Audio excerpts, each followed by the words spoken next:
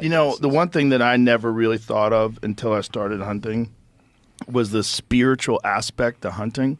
It's a part of it that it's almost indisputable when you experience it. Like when you first experience it, when you first start eating an animal that you like. The first time you ever took me hunting, when we were in Montana, and I remember when I was eating that mule deer, and we're sitting over the fire. I was like, this is so different than any meal I've ever had in my life.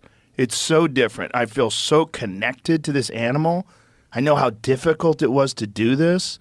I know how insane their life is, that this is this wild creature that is 100% going to die soon, no matter what.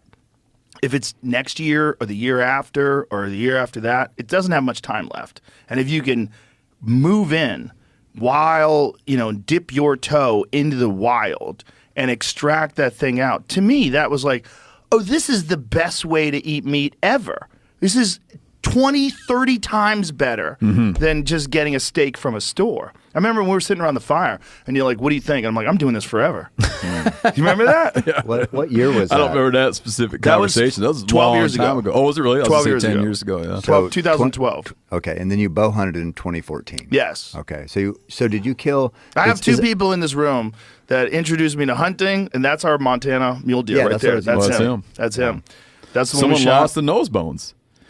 Oh, the ones out there? Yeah. Well, he's missing his too. Yeah. You need to shake Jamie down. He might have a pocket full of those nose bones. I think they boil it out too long. I think Is that what it is? Yeah. I always glue them back in. But anyways, sorry. But that guy is very special to me. That guy's very special. First kill. And I remember when we were eating him over the fire, I was resorting my schedule.